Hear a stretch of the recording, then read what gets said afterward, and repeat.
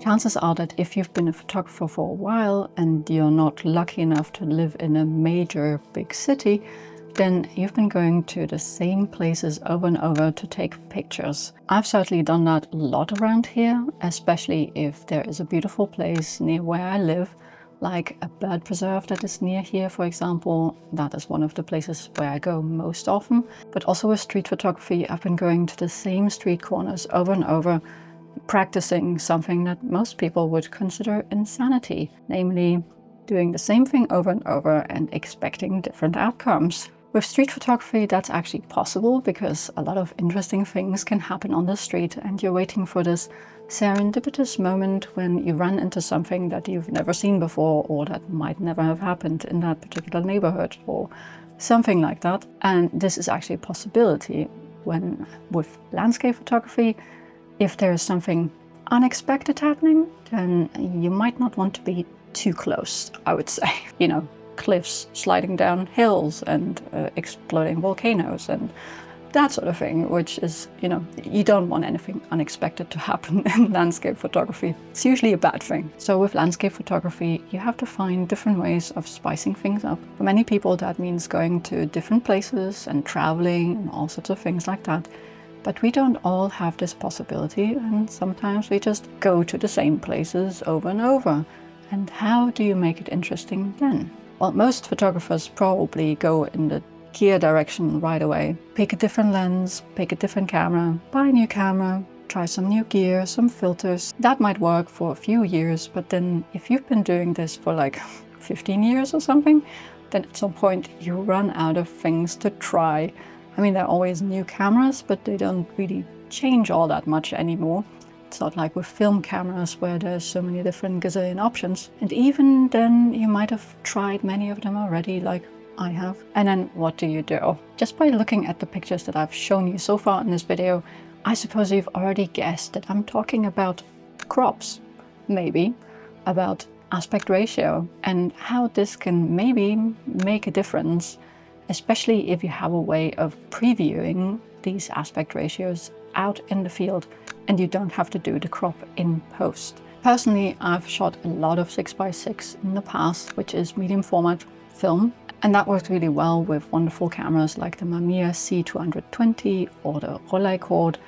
And just changing from a 3:2 aspect ratio to a 1:1 aspect ratio makes such a huge difference in the way you compose and see the world. And for me, that means that if I've been shooting 3:2 for a while, just using a square crop can already make enough of a difference that I find a photo walk much more interesting than if I had done it with like a regular 3:2 crop or like a regular 35mm film camera. My Lumix S5 IIx actually has different crop modes available, and not just the standard ones, but also some interesting ones. And I wanted to try it out the other day when we went to this nature preserve again. And like this, going to the same bird preserve for the millionth time is actually still photographically interesting, even though I've been there so many times before. It's just an exercise in seeing the world in a slightly different way, and that's always fun.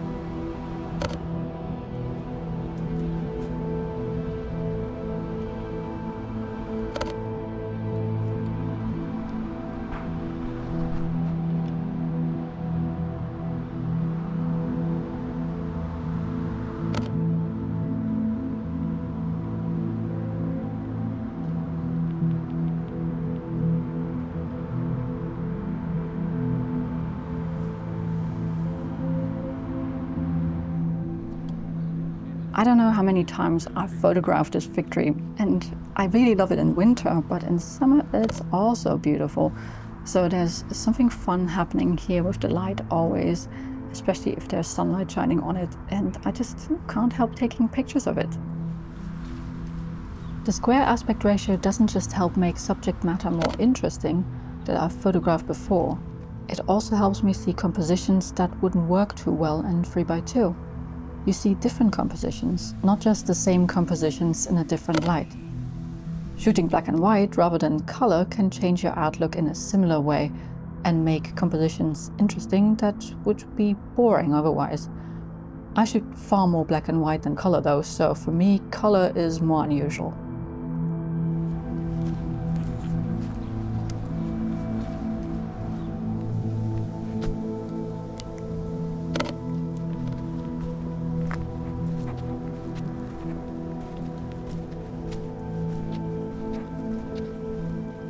I was shooting my TTArtisan 40mm f2 lens, which renders in a more vintage style, and I enhanced that with a mist filter in this case. Like this, the pictures become quite reminiscent of pictures taken with an old film camera, and that is something I really like. I would say I made a good choice for this little experiment. This way the pictures can fit better with pictures I took previously with my Polarcoaster and my Mamiya.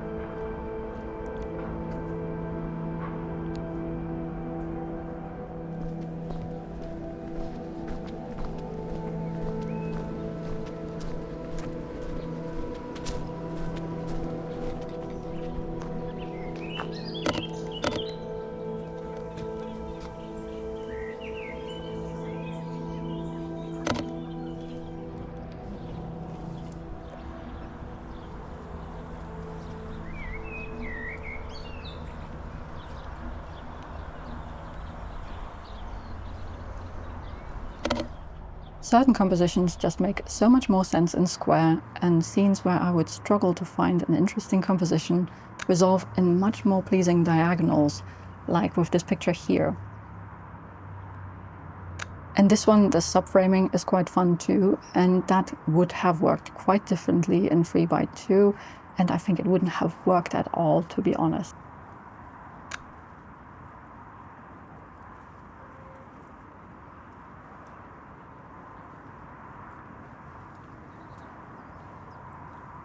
If you expect to hear birds in this bird preserve, then, well, most of it is drowned out by the motorway, which is right next to it. It is very beautiful though, so I guess that makes up for it.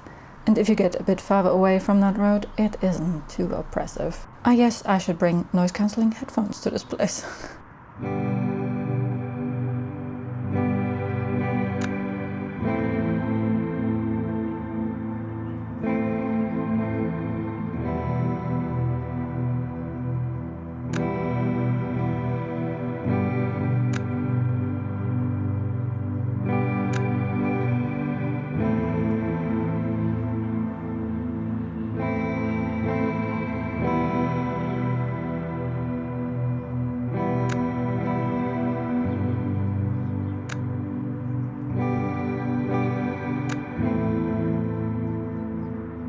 At this point we decided to sit on a bench because we had walked quite a bit already, and I had blasted through, well, more than 36 pictures already, which would have been 3 rolls of film, so I was already photoed out a little bit. And then while we were sitting there, something unexpected appeared.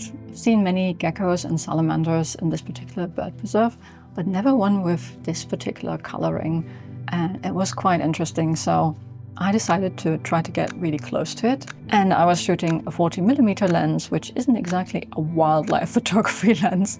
So I had to get quite close to this one.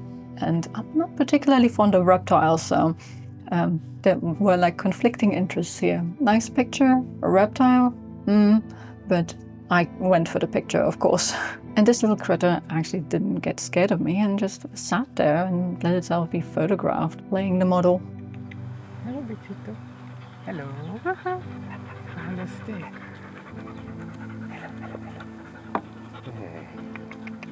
Bandido. Well, actually, that thing doesn't care much. No, didn't care at all.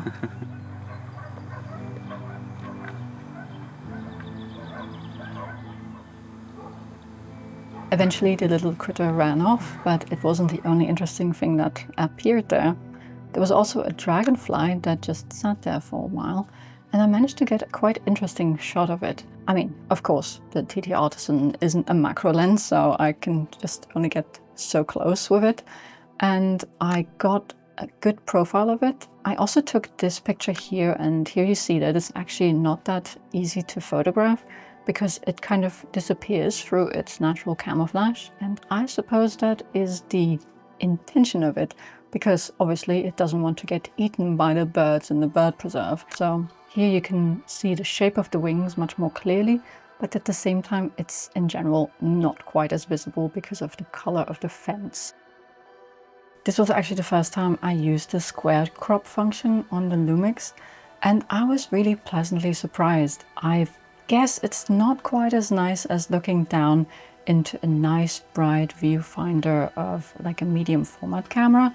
There is really no substitute for that. But I ended up with more than 60 keepers on this day, and that would have meant shooting 5 rolls of film with, well, normally I don't have 12 out of 12 keepers, so more like 6. And I wouldn't have done that. No. At most I shoot 2 and then I stop because it just gets expensive and I keep overthinking it. So having this option of shooting just square on a digital camera is really fun, I think. None of my previous cameras had this function, so I was trying it out for the first time and I really enjoyed it. And of course, also on this day, I wasn't in the forest alone. I was there with a friend and with my husband, and I was already straggling behind quite a lot. I do that anyway because I tend to take pictures, but it gets a bit too much if I'm with people who are not taking pictures. And with a medium format camera, that would have been even more because it takes substantially longer to take the picture. So I wouldn't have done that. With a digital camera, it makes much more sense and you can just grab quick shots and yeah, struggle behind just a little bit and not like 2 miles.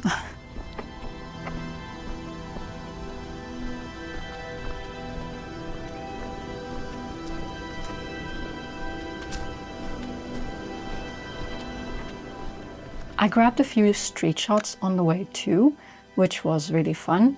And I probably wouldn't have done that with a medium format camera either if I had been with other people.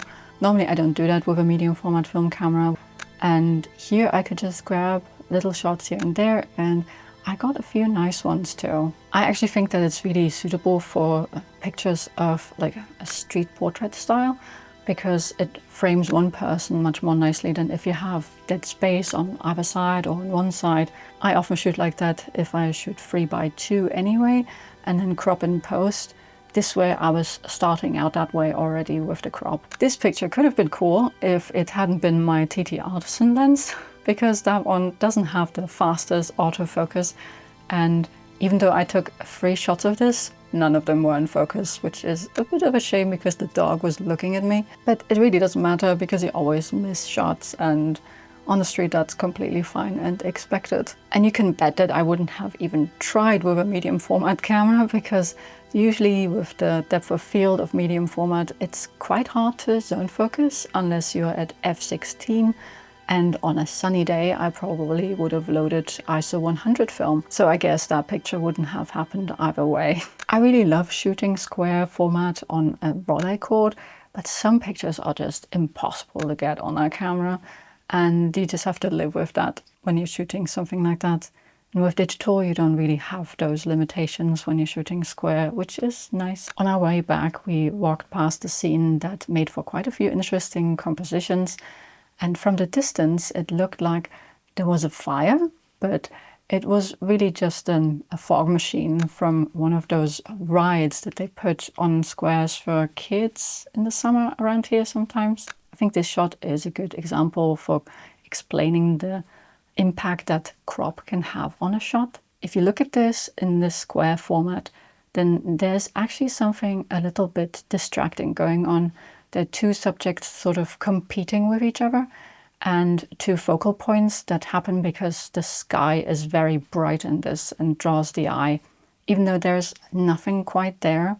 So the first thing that you're bound to look at is this signage of this ride, and it's not really much to look at. So it's kind of distracting and goes away from the subject that I would want the viewer to focus on, which is the guy with the dog. That would be the second thing that you look at. And that's because you're trying to figure out what's actually going on in the scene. And that's not a good way to lead the eye of the viewer. So there's something really distracting going on here because of the crop. Since I know my TTArtisan lens though, I took several pictures of this scene. And just a fraction of a second later, I got this picture, and I thought that there was a lot more going on that was favorable in this case. I decided to go with a letterbox crop, and that's a 2.5 by 1 crop, which is the crop of my Horizon 202 film camera. That is the only panoramic camera I have. I shoot that sometimes, not very often because it is a little broken. And I really like that format, so that's usually the letterbox crop that I choose for my pictures. In this case, it gets rid of the distracting sky, and that already helps so much. The pose of the guy walking is also much more dynamic, which I really like, and he's looking to the right, or, well, in the picture it's to the left. So your eye is kind of drawn to where he looks, even though what he's looking at is not in the shot. Behind them, though, there are people waiting for the ride and kids waiting for the ride. And then you think, what are they doing? And then you see the ride, the bumper cars in the background. And that kind of leads you through the scene naturally. You focus on the foreground element, which is the guy with the dog. Then you move left and then you scan right. And that's a much better way of actually drawing the eye of the viewer, and makes this crop a lot stronger than the previous one. Now, if we look at this in 3x2 in comparison, then we have everything that's bad about the square crop and then some. So you've got the thing going on with the sky where your eye is drawn even though there is nothing there. The zebra crossing leads the eye to the guy with the dog, which isn't bad, but at the same time it's also a little bit distracting. And then in general, I find that this composition actually seems sort of lopsided. The people on the left seem to be unbalanced with the empty side on the right where there are no people. And this isn't quite so obvious in the panoramic version because it's such a wide view that you don't really pay attention to the balancing of the left and the right so much because there's so much going on already. But in this case, it just seems sort of wonky and you feel like it's not quite straight in some way, even though it is, and the horizon line is level. So it's small, minute little decisions like that that can make or break a picture, interestingly enough. I think this panoramic version works much better than the other two versions. And that's even though they're like virtually the same image in many ways. A fraction of a second and a slightly different crop makes this picture work, when in square, I thought there was something off about it, and in 3x2 as well. So a letterbox crop can also be a very good option to solve problems like these. There are other crops that you can try too that are very popular, like for example 5x4 is very popular because of large format photography. And then also 4x3 is a very standard crop as well. Lots of Micro Four Thirds cameras have 4x3. And I used to use that to my advantage when I was shooting street on a little Olympus. And there I often had the problem that I was cutting off heads because I was getting too close. And usually with 4x3 you could recover that, because this crop is often non-destructive if it is implemented well.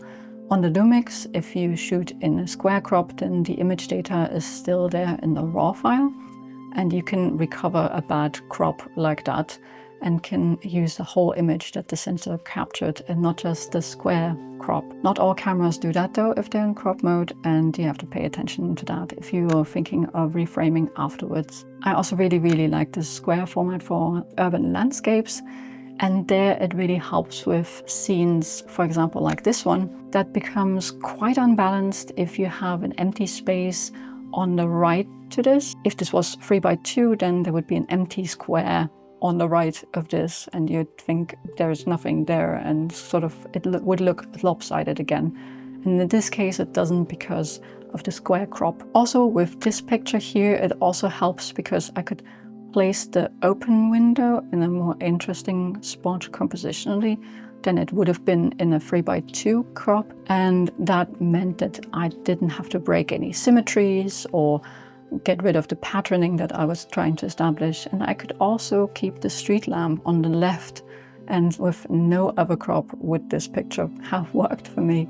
So that really is interesting and a good solution for urban landscapes too. So if you've never tried this, then I would recommend that you try it out for yourself and see whether your cameras have such functions. If your camera doesn't have these crop modes, then you can also use the trick of using a screen protector and drawing some guidelines on it, and that helps too. And that really makes it more possible to visualize what you're actually doing and get the framing right a little bit better. You can of course do this all in post too, but I find that I get more actual square pictures and not 2x3s that I've got mangled somehow and that have the composition slightly wrong. If I just shoot with a preview, it works much better and I don't get distracted by all the additional stuff that I'm seeing.